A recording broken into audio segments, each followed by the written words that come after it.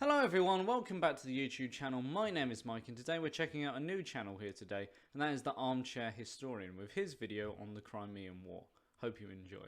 So this is Armchair Historian's video on the Crimean War. There was two videos, it was part 1 and part 2, or you had this video which was them kind of combined, so I'm choosing the combined video just for, it makes more sense. But I'm really excited about this because I think the Crimean War, particularly globally, isn't that known. And I feel like even in Europe and in my own country of Britain, it isn't that well known. But I feel like it's one of the most kind of influential wars of kind of recent modern history. Because it led to the development and it set up the stage for so many different things that would later come into play. So, it led to developments in tactics, it led to developments in kind of medical settings and things like this, with Florence Nightingale and Mary Seacole. It led to huge loss of life and it set kind of the geopolitical stage up perfectly to have the kind of conditions for the First World War. But as always, I don't want to get too ahead of the video because I'm looking forward to watching this. This is my first video that I'm checking out on Armchair Historian. I've been kind of had loads of them in my recommendations for ages, so if I like this video, perhaps I'll go forward and look some other ones up. But yeah, so without further ado, let's just get into it. And as always, the link will be in the description. And I'll pause and try and fill in some little bits of information where I can and stuff like that. So let's go. If you haven't heard already, the Armchair Historian team is working on a free historical strategy game, Fire and Maneuver. It's a PC game set between the years 1853 to 1871, meaning players can take command in conflicts like the Franco-Prussian War and even the Crimean War. You can follow development using our Discord link below, and you can play the game early by supporting us on Patreon. Learn more about Fire and Maneuver by checking out our Steam page below, and don't forget to wishlist. Pretty cool. You heard the man. You heard the man. If that looks like something that you might be interested in, then head over to them, try and support them wherever they can. I love strategy games. I love history games myself. I'm a big fan of the Total War series, Hearts of Iron, and things like this. So if that looks like something that you perhaps might be interested in, then head over to their channel and give them the support that they need. Right?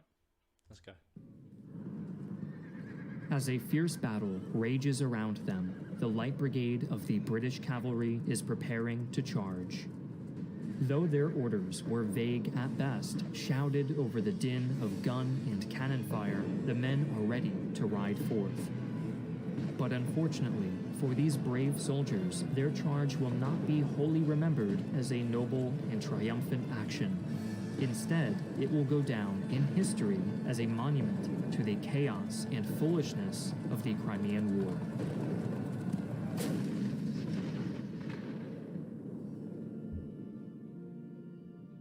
Hi, I'm Griffin Johnson, the Armchair Historian.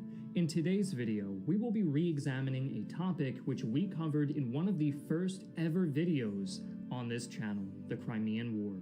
One of the largest and bloodiest European conflicts in the 19th century, the war is remembered primarily for the disastrous incompetence of the commanders on both sides, and the ultimate futility of the conflict. But while the immediate consequences were insignificant, the long-term effects of this conflict altered the course of European history and set in motion events that would one day lead to the First World War. Ever since its foundation in the early 1700s, Imperial Russia had sought control over the warm water ports on the Black Sea, an area traditionally under the influence of the Ottoman Empire. Although once considered the menace of all Christian Europe, by the 19th century, the Ottomans were in a rapid decline. A decline which Russia was eager to exploit. But after the tumultuous shakeup of the Napoleonic Wars, most other great powers of Europe desperately wanted to avoid any more disruptions to the balance of power, creating tension between them and the expansionist Russians. This tension finally boiled over in 1853, sparked by, of all things, a dispute over the rights of Christians in the Ottoman Empire. In an effort to project power in the Middle East, France declared itself the protector of all Christians in the Holy Land and convinced the Ottoman Sultan Abdul-Majid I to issue a decree that the Catholic Church had sole authority over all churches, holy sites, and Christian citizens in Palestine. This irritated the Eastern Orthodox Church in Russia, which had previously held control over most of these churches. Of course, neither France nor Russia really cared about the religious rights of Christians in Palestine. Controlling churches meant projecting power and influence in the Middle East, a strategic goal of both nations. Yeah, so just jumping in there. So what they said was the Ottoman Empire in the 19th century. So around this time as well, the Ottomans were kind of known, or the Ottoman Empire was called the sick man of Europe for a reason. Because as I said previously, the Ottomans were kind of the menace of Europe. You know, you had things like their attempted marches on Vienna, their occupation of the Balkans for, you know, extreme amount of time. And as the video quite rightly says, the Russians were seeking to basically take advantage. But after the Napoleonic Wars, as I said, both Britain and France didn't want to kind of shake up the balance of power. They particularly as well did not want an expansionist Russia in the east. They wanted to kind of keep things how they were to a degree, not have an expansionist power because, you know, war. It's particularly after the Napoleonic Wars and things like this. A lot of places were trying to just keep things how they were. It's easier that way. And as the video quite rightly says, the issue was kind of fed out of control of the churches in the Middle East. And again, as the video quite rightly says, neither the French or the Russians truly cared. It was just a opportunity to kind of exercise kind of power jostling, geopolitics and things like this. And eventually it would kind of hot up because as the French demanded that, the Ottomans sided with the French, and then the Russians demanded that, and the Ottoman flip-flopped, and then the French actually sent a ship of the line called Charlemagne, ironically speaking, into the Black Sea as a kind of gunboat diplomacy, literally. And then this was met with the Russians basically doing the same, only not with ships, but deploying their forces on the border with the Balkans, a direct show of threat on the Ottomans that you do what we say or war will follow. But I think I'm jumping ahead of the video there, so I'll get back to that. The French emperor had challenged Russia to a game of chicken, and the Ottoman Empire was unlucky enough to find itself right in the middle of it. Not one to back down, the Russian Tsar Nicholas I promptly sent an ambassador to the Ottomans in hope of changing the Sultan's mind. This effort succeeded, and the Sultan promptly restored authority over the churches to the Orthodox Church in Russia. Expectedly, the highly ambitious French Emperor Napoleon III escalated the situation by sending a warship into the Black Sea as a show of force, which prompted Abdul-Majid to flip-flop once again and proclaim his eternal respect for the authority of the Catholic Church. Further negotiations proved fruitless, with the British ambassador to the Ottoman Empire stepping in to support the Sultan against Russian retaliation. Neither side was willing to back down, and so in May of 1853, two Russian armies crossed the Prut River and invaded the Balkan provinces of the Ottoman Empire.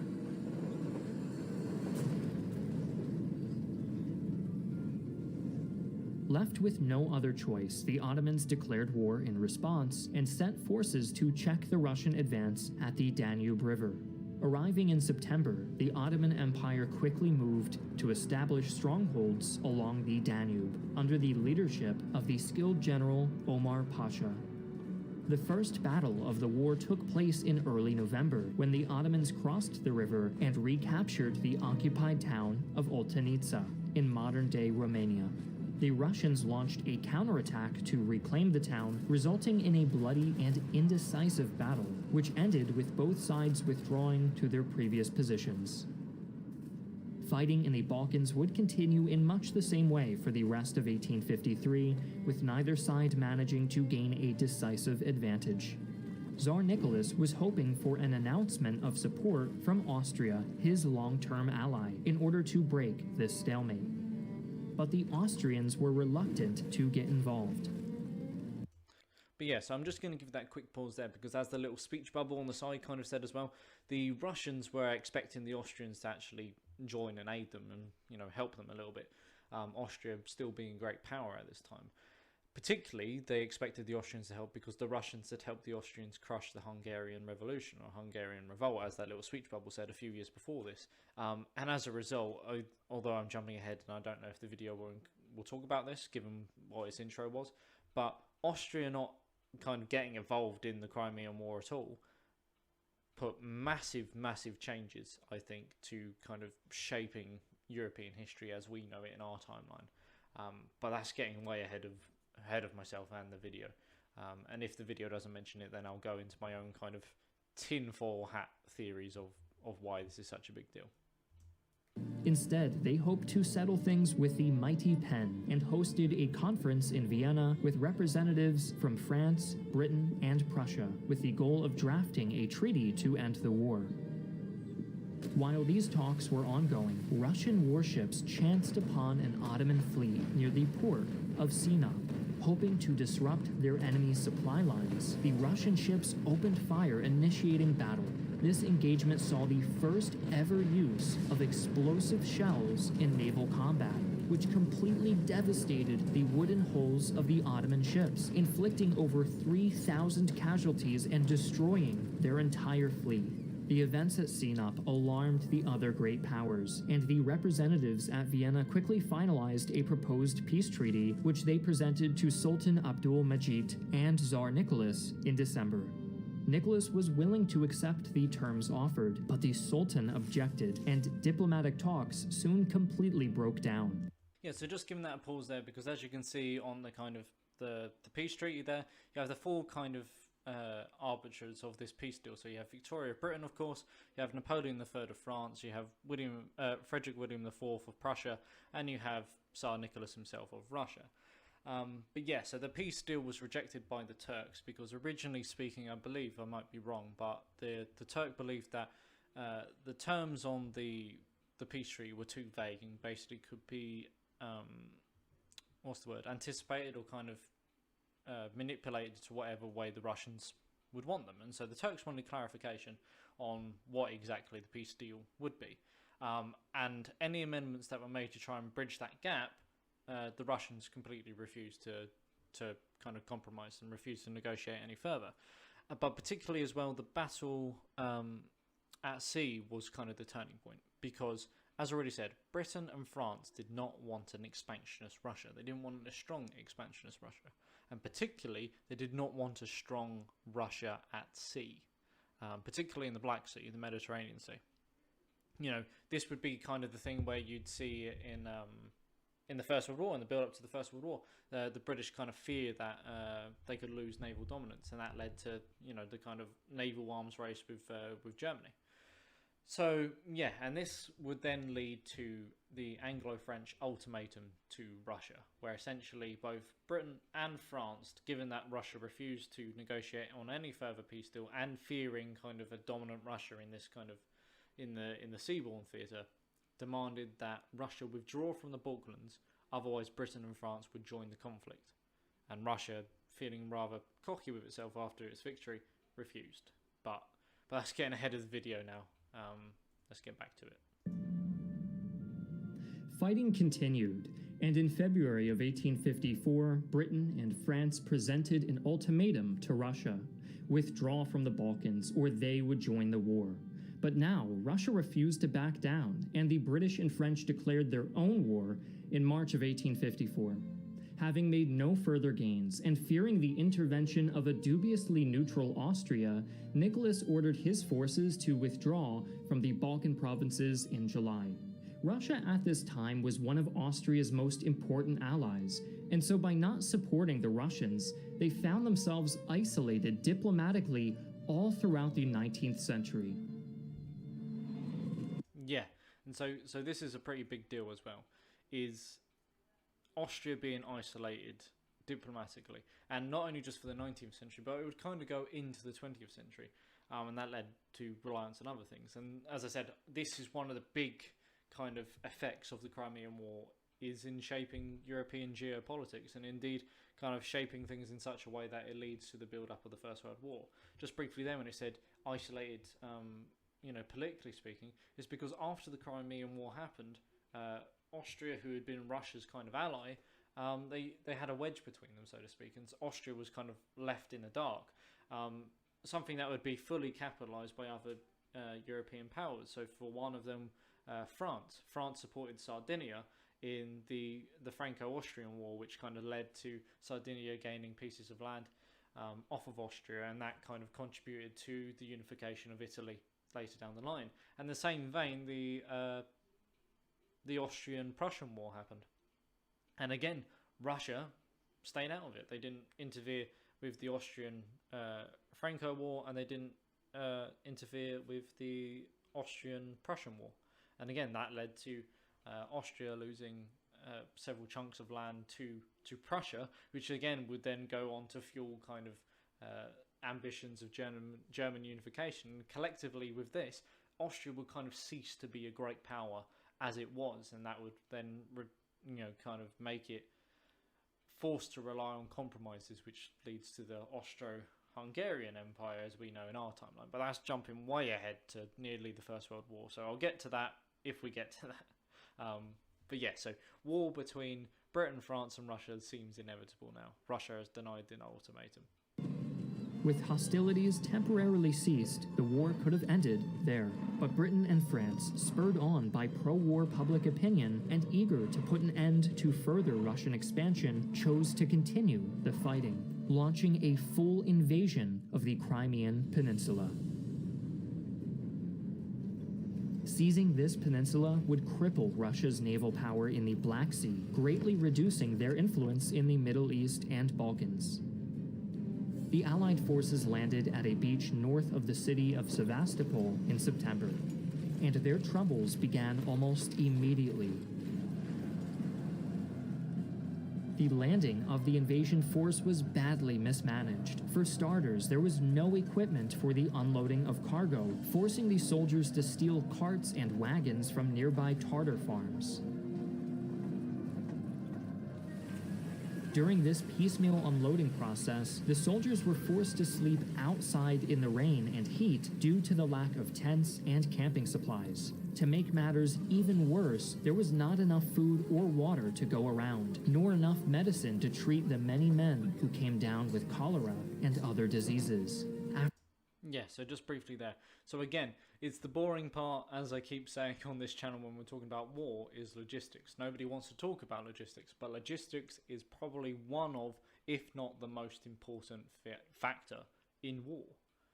You need logistics in order to fight. It's all very good having these big stage, field battles or set piece battles and things like this, but if you don't have the logistics to support it, those battles don't exist. And the Crimean War, if it was going to be summed up briefly, is logistical failure and inept commanders. That is the story of the Crimean War. And much like the American Civil War, huge amounts of soldiers died, not in combat, but of disease. And as we saw here, the troops landed and embarked without tents, which meant that they were exposed, both to the rain and the heat. In the winter, many of them didn't actually have any winter clothing. It's exacerbated worse, which, this video may well include, is that supply ships that were travelling to the Crimea to drop off winter supplies to the troops, like tens of them sunk, which meant that you had loads of troops there who had nothing still. And of course disease, cholera and things like this would rip through the ranks, and this would when we would kind of see the rise of medical kind of innovations in the form of like Florence Nightingale and the medical treatments of Mary Seacole. But I'll get to them later, which hopefully this video will discuss them, because it's one of the only actual changes that came out of the Crimean War. But that's me being dubious, but let's continue. After 4 days, the invasion force finally overcame this comedy of errors and set out for Sevastopol. On the first day of their march, the Allied forces got their first glimpse of the Russian army assembled on a hill on the other side of the Alma River. The next morning, they crossed the river and attacked the Russians, beginning the Battle of Alma. The defenders were outnumbered, with 37,500 men standing against the 56,500-strong invasion force. But the Russians held a strong defensive position on a steep hill. They held out against 3 hours of repeated assaults by the Ottomans, British, and French before withdrawing. However, the Allied forces were unable to pursue them due to their lack of cavalry. Yeah, so this is one of the great strategic failings. And again, what I said, logistical problems and incompetent commanders summed up the Crimean War. Even Russian commentators at the time stated that had the Anglo, Franco and Turks army pursued, like properly pursued the Russian withdrawal, then Sevastopol could have easily have fallen. Like had that organised retreat been turned into a rout. And that's because, again, as this video said, the reason why that didn't happen is because there was no cavalry to turn that retreat into a rout. Because the Russians were able to retreat in good order back to Sevastopol, it meant that Sevastopol came the kind of bloody theatre of the Crimean War that it did, which would cost the lives of hundreds of thousands of people. Let's get back to the video. Following the battle, the invading army marched southeast to the coast, encircling Sevastopol and establishing temporary ports at the towns of Balaclava and Kamish to bring in supplies. In October, they began to besiege the city with cannon brought in by sea, although further widespread outbreaks of cholera weakened the British army, emboldening the defenders to launch several probing attacks. On October 25th, the Russians attempted a large-scale assault on the British position at Balaclava, sending 25,000 men to disrupt the Allies' supply chain between their ports and these siege lines. The first line of defenses at the Vorontsov Heights, manned by the Ottomans, was quickly overwhelmed. And the Russian cavalry then swept down the hill toward the second defensive line in the valley to the south. There, a combined force of Ottoman and British infantry managed to hold the line against the enemy cavalry charge, in a defense that would come to be known as the Thin Red Line. Yeah, so Battle Balaclava is probably the most famous engagement of the Crimean War, second only to Inkman. But I think Balaclava's well known for two main reasons. First of all is the Thin Red Line, as this video states, which is the 93rd Sutherland Highlanders. And the whole idea of this is because the reason why this is such a big deal is because usually the convention when you're receiving cavalry as infantry is that infantry are to form into squares with the bayonets pointing outwards. And the whole idea of this is that the cavalry refuse to charge into the squares because they don't want to kill themselves. They're not raised by kamikaze pilots. And so they kind of stop, they rear, things like this. Makes the horses and the riders easy targets for the infantry in the squares, as well as providing kind of both a morale support to the soldiers as they're less likely to break, but also just helps them to withstand basically the cavalry charge. But instead of forming square, which was the convention, the commander of the 93rd ordered that his men form a line 2 ranks deep and basically meet the cavalry head on with lead, with firepower. And doing this unconventionally tactic completely broke the Russian cavalry charge on their rifles, and it was the cavalry charge kind of wavered, and then it was fully routed from the field with the arrival of the heavy brigade of British cavalry. The other well-known event of the Battle of Balaclava, which I assume has already been, well, it's already been alluded to at the beginning of this video, but I assume this video is about to go into them, and that is the charge of the Light Brigade, obviously immortalised by Tennyson's famous poem. On the northern side of the hill, the British cavalry's Light Brigade was sent to intercept Russian forces attempting to withdraw after seizing Ottoman artillery guns captured on the heights. But this order, relayed verbally through multiple sources in something like a game of telephone, was ultimately misinterpreted by the Light Brigade's commanders, who sent the light cavalry charging down the valley straight into the teeth of a dug-in Russian artillery regiment. The resulting charge of the Light Brigade was a complete failure and left over a third of the brigade's soldiers killed, wounded, or captured, and over a half of its horses dead.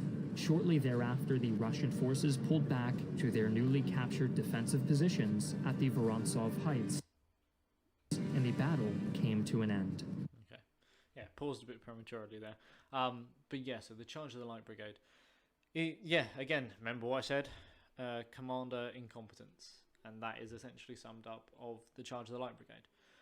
So yeah, so after the Russians kind of pushed the Turks off of those heights, as they was attempting to withdraw, they attempted to bring the Ottoman artillery with them as they went, and that's where the Light Brigade got kind of commissioned to stop the Russians from putting away the Ottoman artillery, seize the guns. Only, as this video rightly says, it was kind of very vague. It was very kind of disorganized. Where exactly, what guns were they supposed to attack? What, and all this. And eventually, it summed up to the order actually being given was that the commander essentially gestured in the vague direction of where the Russians were and said, "There's your enemy. There's your guns." And that was essentially off you go. And as a result, it meant that where the commander had gestured was right down the barrel. And so the Light Brigade, the 600 men set off, and they ended up charging right down the barrel of cannons, and they got torn to pieces. As the video says, half the horses were dead, along with a third of the Light Brigade. Although they did actually manage to reach the guns and stuff like this, they got torn to pieces. And, that tremendous loss of life out of sheer incompetence from commanders, and a needless loss of life, which again is a kind of a wider analogy for the entire Crimean War. The reason as well so much for this is after the charge of the Light Brigade, the casualties were so great that it kind of stopped the Allies from being able to properly push after Balaclava. And so for all intrinsic purposes, although Balaclava is a relative kind of stalemate, it's probably a strategic victory for the Russians by virtue of them just being able to frustrate and cause more disorder and prepare positions to meet the oncoming Allies.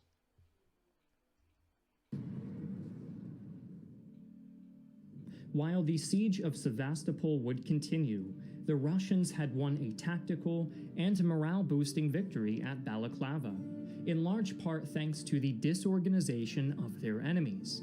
This disorganization and incompetence at the command level would continue to plague the Allied forces for the rest of the war, preventing them from gaining significant ground. Yeah, I just want to mention as well, like the ability to pursue as well. So as we've already said, the Allies were unable to pursue the Russians after the battle, Alma, and then after Balaclava, as the Russians began to withdraw and things like this, the lives of the Light Brigade thrown away meant that the Allies again wasn't able to kind of act on their own initiative or push the initiative, and this eventually meant that, again, like Alma, the Russians were able to pull away in good order, and this would lead to the even more costly battle of the Battle of Inkman. Which is a mess in itself, which I assume our Armchair Historian is about to get into, because that's something entirely different. After the inconclusive Battle of Balaclava, Russian strategists believed that their enemy's supply lines were overextended and vulnerable to attack. On November 5th, the Russians gathered a force of 42,000 men to assault the British near the village of Inkman, with the goal of breaking through their defenses before reinforcements could arrive. Advancing in the early hours of the morning, the attackers were hidden by a thick fog as they approached the British defenses at a hill called Home Ridge. The French and British defenders on and around Home Ridge numbered only around 13,000, less than a third of the size of the Russian army bearing down on them. Fighting began at dawn when the Russian general Fyodor Soimenov sent around 15,000 men to assault the ridge, which in the early stages of battle was defended by just 2,700 men of the British 2nd Division. However, British forward defenses in the valley did catch sight of the Russians advancing through the fog and opened fire, alerting the men of the 2nd Division to attack. But due to this fog, the defenders on Home Ridge had no idea how outnumbered they truly were. Emboldened by their ignorance, the acting commander of the 2nd Division, Major General John Pennyfeather, ordered the entire force to advance down the hill and meet the Russians head-on. Yeah, and so ironically, to say the cliche, ignorance is bliss, and it's it's ironic that probably this action may well have been the action that actually led to Inkman being an Allied victory, because the bayonet is feared.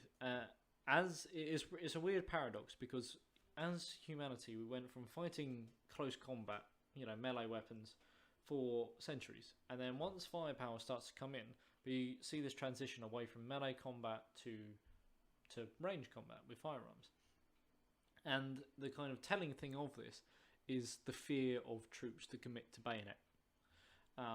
You know, there's a few examples I can think of here already. Is in the War of 1812, some American soldiers holding height, as they knew that the British were approaching them with bayonets fixed. Some of the Americans actually chose to jump from the heights themselves to their deaths rather than face melee combat against the British.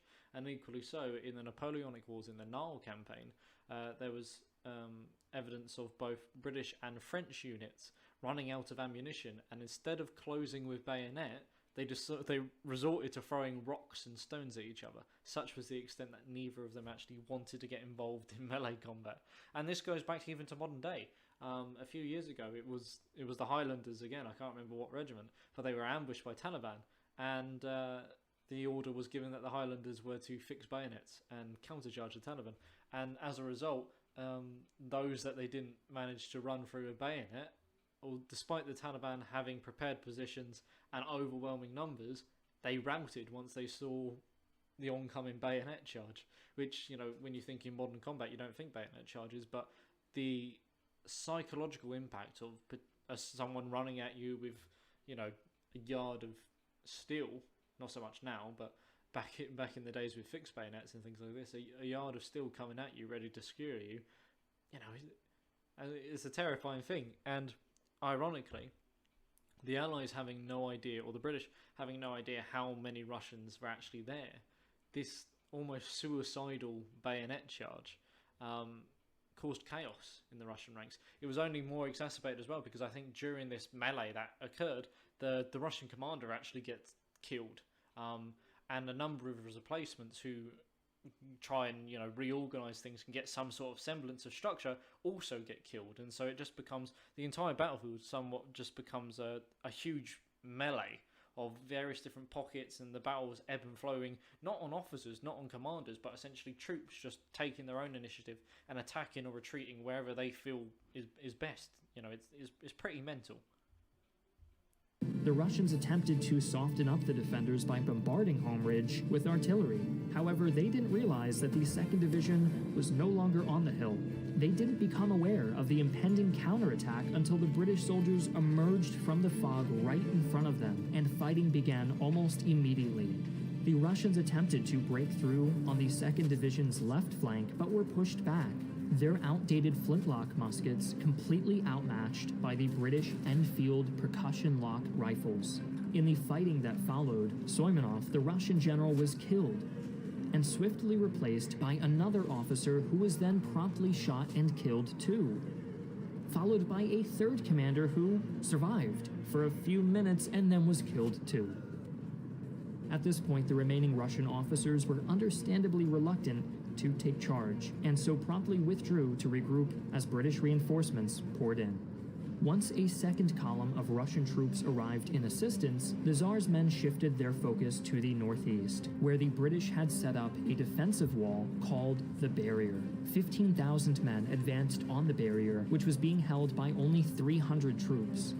Channeling their inner Spartans, these 300 men affixed bayonets and vaulted over the wall to charge at the Russian army. With the fog still hampering visibility on both sides, the bayonet charge caused enough confusion among the Russians to halt their advance, giving enough time for reinforcements to arrive and attack the Russians' flank, forcing them to withdraw. Still not knowing exactly what was going on, the Imperial Russian army gathered up for one final push on Home Ridge. The fighting was fierce and hectic, with the dense haze forcing many units on both sides to act completely on their own initiative, cut off from their allies, which would eventually earn the Battle of Inkman the nickname the Soldiers' Battle. Just as the British defenders began to falter, the timely arrival of French reinforcements allowed them to hold back the Russians and ultimately drive them away from Home Ridge, bringing the battle to an end. At the end of the day, approximately 1/3 of the Allied and Russian soldiers fighting in the battle had been killed, wounded, or captured. The demoralized survivors retreated back behind the walls of Sevastopol, and the Allied forces dug in for a long siege. Yeah, so 1/3 of everyone involved was either killed, wounded, or captured. You know, insane numbers, 33% casualty rate, or casualty or captured rate. And in my opinion as well, Inkman actually only prolonged the conflict, because it shattered Russian resolve to meet Allied forces in the field. I believe there was one other major engagement, like in the north, against the Russians launched against the Turks. But essentially, after Inkman, the Russians never basically try and meet the Anglo or French armies in the field again, and they kind of just sit behind the walls of Sevastopol. And at the same time, the casualties sustained on the Allies, both in Balaclava and Inkman, means that the Allies kind of can't take Sevastopol quickly. They have to wait, and while they're waiting, disease just rips through the ranks. And Sevastopol was under siege for practically a year. I think 11 months, 11 and a half months, something along those lines. It wasn't quite a year. And all the while, particularly, you know, with the winter coming up and things like this, the winter was extremely harsh. I mean, the Russians had some degree of comfort in the walls of Sevastopol themselves, some sort of protection, but even they got ravaged by disease. But for the Allied forces besieging Sevastopol, that year was miserable, both with disease and with exposure.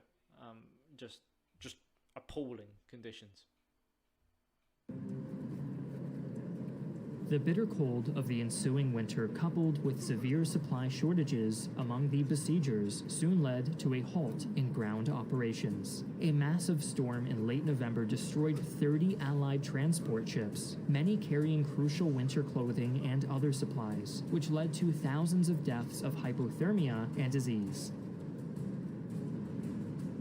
The Russians made one more attempt to break out of the siege in February of 1855, attacking an Ottoman base at the town of Eupatoria, north of Sevastopol. Heavy artillery from the Ottomans' well-fortified positions forced the Russians back, and the attack was called off after just 3 hours of fighting. The assault on Eupatoria was the last major Russian effort to break the siege, but the miserable struggle for Sevastopol was far from over. In March, British contractors completed the construction of the Grand Crimean Central Railway, a rail line built to quickly bring ammunition and supplies from the ships to the siege lines. The railway allowed the Allies to intensify their bombardments of the city, but it did little to stave off the waves of disease running rampant through their camps, killing tens of thousands. The flagging morale of the Allied forces was bolstered somewhat by the arrival of 18,000 fresh troops from the Kingdom of Sardinia, whose king hoped to strengthen his alliance with France. Yeah, so the Sardinians, that's a bit like what I mentioned earlier with Austria becoming isolated politically speaking. It was the Sardinians, in joining the Crimean War, attempted to kind of buddy up with France. And as I said, later after the Crimean War, it would be the Austrian-Franco War, which would then go on to see Sardinia make gains into Austrian territory. And then some years later, as the little speech bubble said, that would lead or contribute to the unification of Italy, just as the Austrian-Prussian War would contribute to the unification of Germany later, although much later than Italy. The Sardinian troops provided welcome support, but even so, when Sevastopol finally fell on September 9th, both sides were utterly exhausted, and no further operations were conducted in Crimea before the next winter arrived. Further east, the Russians and Ottomans continued battering against each other in the Caucasus, where small and inconclusive engagements had been fought throughout the war. While a handful of towns and forts in the region changed hands, neither side was able to make any decisive gains on that front. This trend was reflected across many other fronts, with inconclusive skirmishes taking place in the Azov Sea, the Baltic, and even Russia's Pacific coast. By late 1855, after years of bloody and pointless fighting, both sides were thoroughly sick of the war. The British public especially, fed up with reports of fiascos like the charge of the Light Brigade and the staggering death toll from disease during the siege of Sevastopol, began to demand an immediate end to the conflict. New technologies like the telegram and photography were making the truth about the horrors of war more accessible to the average citizen than ever before, contributing to an unprecedented public outcry. Although the new British Prime Minister, Lord Palmerston, had great ambitions of expanding the war and permanently crippling the Russian Empire, pressure from the public and his French allies eventually forced him to agree to peace talks.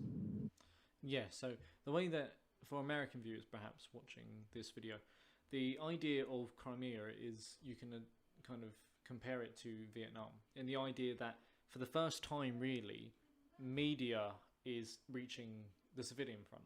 You know, it's not just newspaper writings, they're actually, you know, telegrams, they're seeing photographs, they're seeing what war is like. And for the British public, Crimea was that. They were seeing the terrible conditions that soldiers were in, they were hearing of things like the Light Brigade and things like this, and this made public opinion against the war.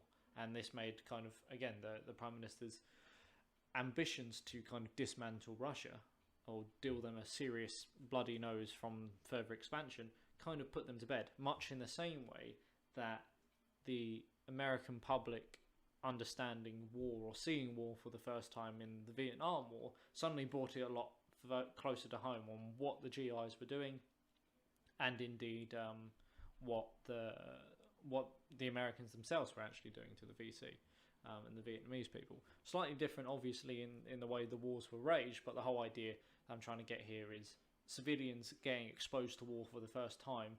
Suddenly, civilians aren't actually all that happy with what war actually looks like. On the Russian side, the new Tsar Alexander II felt pressured to make peace after Austria, Prussia, and Sweden began showing signs that they might be willing to join the war on the Allies' side. Thus, on March 30th, 1856, the Treaty of Paris was signed and brought the Crimean War to an end. The treaty essentially amounted to a status quo, restoring Orthodox control of the churches in Palestine, forcing Russia and the Ottomans to return to each other's captured territories, and banning any nation from maintaining warships or fortified ports in the Black Sea. This clause of the treaty was later ignored by the Russians in 1871 after the fall of Napoleon III in France caused the French to lose interest in Eastern geopolitics. 6 years later, in 1877, the Russian Empire attacked the Ottomans again, this time claiming territory in the Caucasus and securing the independence of Bulgaria and other Balkan states without much outside interference. As Russia simply went back and took what it had been after in the first place, many in Europe were left wondering what the point of the Crimean War had been. Ultimately, the only tangible outcome of the Crimean War was a tremendous loss of life on both sides. Around 165,000 of all Allied troops died, and almost 120,000 of those died of disease. The Russians lost 130,000, 89,000 of which were to disease. Yeah, so disease kind of learned that the hard way. Much like the Americans in the American Civil War, they lost far more people in the conflict to disease rather than they actually did in battles, and much was the same with the Crimean War. And this would lead to kind of innovations in medicine, particularly with the likes of Florence Nightingale and Mary Seacole, particularly Florence Nightingale, not Florence of Nightingale. Florence Nightingale's medical reformers with doing simple things like you would imagine, you know, or things that seem obvious now. Things like making sure the hospital was clean. Before kind of Florence and Nightingale, hospitals weren't really cleaned, and so you know, you think you're taking people who have disease or horrific injuries, and you're taking them into a dirty place where they're getting treatment. You know, if somebody has like their leg blown off, for example, that's going to get infected. Or, you know, if somebody enters that hospital with disease, that disease is just going to rip through that hospital like a wildfire. And so Florence and Nightingale, both in the Crimean War, and then bringing that back to civilian life, the whole concept of cleaning a hospital, you know, cleaning where you treat sick people, I know, groundbreaking, but that's the type of things that, you know, the kind of Crimean War led to. And also other things like, you know, again, another simple thing is making sure the surgeons and the medical staff aren't drunk on the job. You'll be surprised at how obvious that sounds, and yet that was a major renovation or innovation in making sure that people who were conducting surgery weren't downing like, you know, an entire like 6-pack of Stella or something like that before doing heart surgery. You know, simple things, and yet, you know, incredibly important to the innovation of medicine and increasing the likelihood of people going into hospital and surviving. In Britain, the public was outraged by the strategic and logistical failures at all levels of command during the war, and widespread calls began for sweeping reforms of the army and greater professionalism in the medical field in particular. The demands for army reforms were ultimately blocked, but the push for medical reform, spurred on by the famous battlefield nurses Florence Nightingale and Mary Seacole, were much more successful, leading to the development of professional nursing in Britain and improving healthcare for all British society. Oh yeah, and I just also want to mention, because I feel like until relatively recently, Mary Seacole wasn't actually particularly well known. But she's quite an interesting individual to learn about as well. She was born in Jamaica, a nurse, and she travelled to the Crimea practically off of her own back. She constructed a makeshift hospital of all different materials and things like this, and went round the front lines just trying to help people, trying to administer medicine, whether that be for wounds, whether that be for cholera, whether that be for constipation, diarrhea, all these type of things. But unfortunately for her, she was not a wealthy woman, and after the war she went on to live in kind of somewhat abject poverty. So that's the unfortunate side of that. But yeah, what actually changed after the Crimean War, that peace conference? Nothing.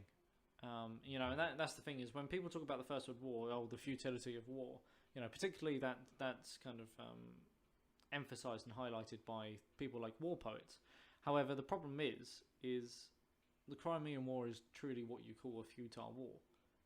The only thing they achieved was tremendous loss of life, because the British didn't lose anything, the French didn't lose anything, the Russians didn't really lose anything, and the Turks didn't really lose anything. The only thing that they lost was their people. However, after this peace treaty was signed, and after the peace treaty happened, within a number of years, several terms of it would be revoked. So as I already said, Russians would begin putting warships in the Black Sea again. So that's already one part of it already dissipated and gone like that.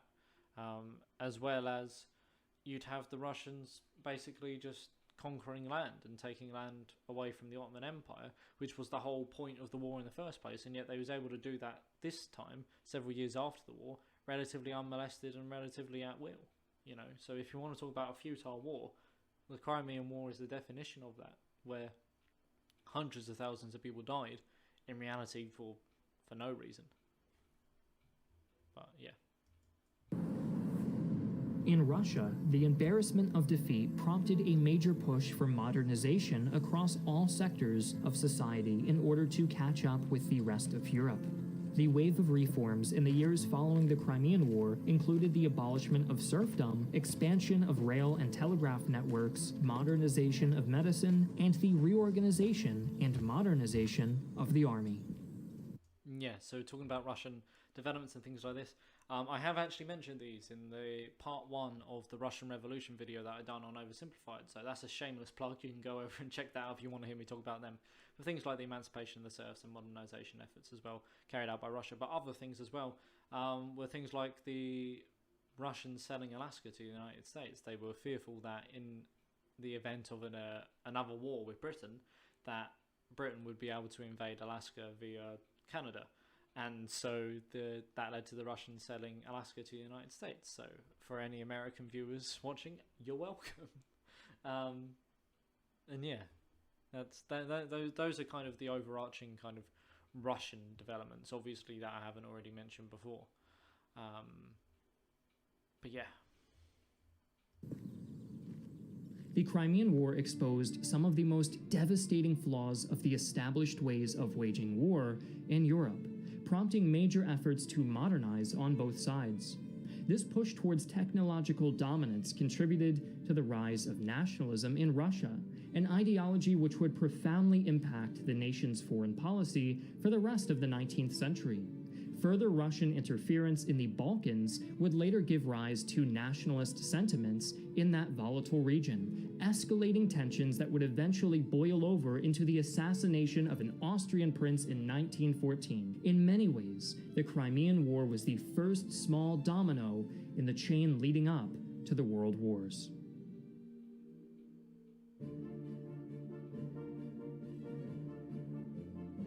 Okay, so that's the credits. But yeah, so much like what I said earlier, the status quo for a large part after the Crimean War, or directly after the Crimean War, stayed the same. However, as I said, ironically speaking, the biggest losers of the Crimean War was a nation that wasn't part of it, and that was Austria. And as I've already said, they were diplomatically isolated. They were cut off and basically torn to pieces by different European powers who took advantage of this isolation. So as I already said, Sardinia buddying up with France by joining in the Crimean War, and then the Austrian Franco War would then lead to Sardinia making grounds, and that would lead to the unification of Italy down the line. And then, as I've already said, the Russians didn't intervene on that. And when the Prussians also went to war with Austria and seized large parts of the German-speaking parts of Austria, the Russians again didn't intervene. And this meant that Austria kind of ceased to be a great power. And that meant that they had to compromise with Hungary and form the kind of the Austro-Hungarian Empire, practically just to stay relevant. And, you know, this was exacerbated even more after Germany unified, and as I already said, with Italy unifying, but kind of thrusting themselves to be the great powers in Europe, or joining the great powers in Europe. On that sense, although Germany already was one with Prussia. But what it also meant is that in order to not only just stay relevant, it also meant that the Austrians essentially tried to look elsewhere, that it could exert itself on the world stage to try and, you know, keep up with geopolitics. And where it chose to do so was the Balkans, which, as this video has already said, the Balkans was also in Russia's sphere of influence, and you had a number of Balkan wars and things like this, and as I already said, these would fan the flames of nationalism, and eventually it would lead to the assassination of Archduke Franz Ferdinand, and that led to the First World War. And as we know, the outcome of the First World War massively contributed to the Second World War. And that's why I think it's so important to know about the Crimean War, is because although the war itself, you know, if you're talking short-term goals or purely imperial goals, didn't actually do much. What it done was it highlighted the importance of logistics. It highlighted the importance of proper medical care and proper medical treatment. Although, particularly going into the First World War and practically up until, you know, the late 20th century, you know, you needed, or a lot more needed to be done medical-wise, particularly in wounds of the mind, you know, shell shock and things like that. That, you know, there's a lot more to go even nowadays. So certainly not all, but huge medical innovations. But it also again set the scene for the First World War. And I think that had the Crimean War not happened, then Austria doesn't become isolated. Then, you know, things in the Balkans don't necessarily happen the way that we do. And, you know, then it asks the question is, would there be a First World War? Probably at some point, but it could be vastly, vastly different circumstances to the circumstances that we actually know in our timeline. And that's why I think the Crimean War is so important, is because it sets the scene, it sets the ball rolling, and the events that follow that nobody could have anticipated. But yeah, so that's been my first video that I've checked out from Armchair Historian. I actually really enjoy it. I really enjoy the animation and the kind of the narration over the top of it. I think that really adds, and it helps people. I feel like if you went into watching this video and knew nothing about the Crimean War, you'd still have a relatively good understanding of what the conflict was and why it was important. So this is an amazing piece, not just for entertainment but also educational value. So I will be checking out more from this channel. If you guys are fans of this channel and know some of their other videos that you'd like me to check out, then please let me know, because I'll go and check them out. As always, the link to their video will be in the description. They also had that little advert for their game they're working on. So again, if you enjoy playing video games or things like that, then head over and support them in making that, because that sounded quite interesting. But otherwise, I thank you ever so much for watching. I hope you have a wonderful day, and please stay safe. Thank you ever so much. Bye bye.